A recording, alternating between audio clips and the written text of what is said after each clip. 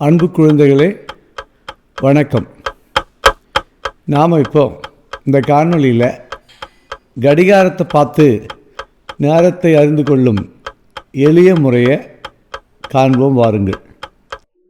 இந்த கடிகாரத்தை பாருங்கள். இதில் 2 முள் இருக்கு. ஒன்று பெரிய முள், மற்றொன்று சிறிய முள். பெரிய முள் நிமிடத்தை காட்டும், சிறிய முள் மணியை காட்டும். பெரிய முள் சிறிய முள்ளுக்கு அடுத்தது நொடிமுள். 60 நொடிகள் ஒரு நிமிடம், 60 நிமிடங்கள் 1 மணி நேரம். குழந்தைகளே, இப்ப இந்த கடிகாரத்தை சற்று உற்று நோக்குங்கள். பெரிய முள் சுழன்று கொண்டே வருகிறது பாருங்க.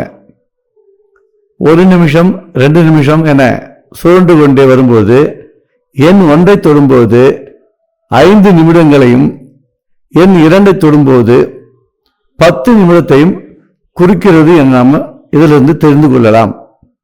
குழந்தைகளே, இந்த கடிகாரம் காட்டும் நேரத்தை தெரிஞ்சுக்கலாம் வாங்க. சிறிய முள் எண் 6 இருக்கு, பெரிய முள் எண் 3 இருக்கு. எனவே நேரம் 6 மணி 15 நிமிடங்கள். குழந்தைகளே, இந்த கடிகாரம் காட்டும் நேரம் என்ன என்பதை அறியலாம் வாருங்கள்.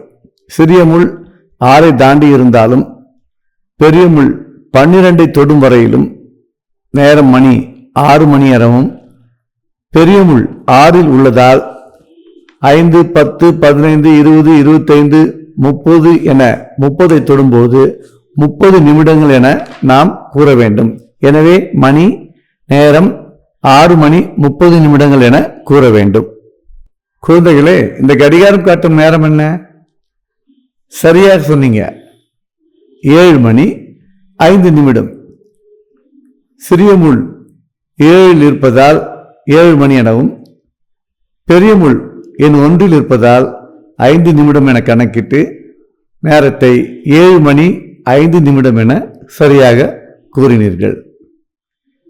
குழந்தைகளே, இந்த கடிகாரம் காட்டும் நேரம் என்ன?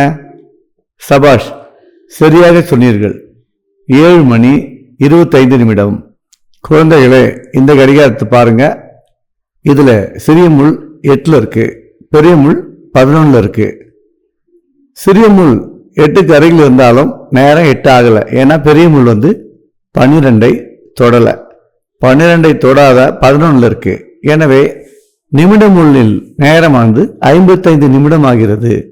அப்போ நம்ம நேரத்தை கணக்கிடும் போது 7 மணி 55 நிமிடம் என கூற வேண்டும்.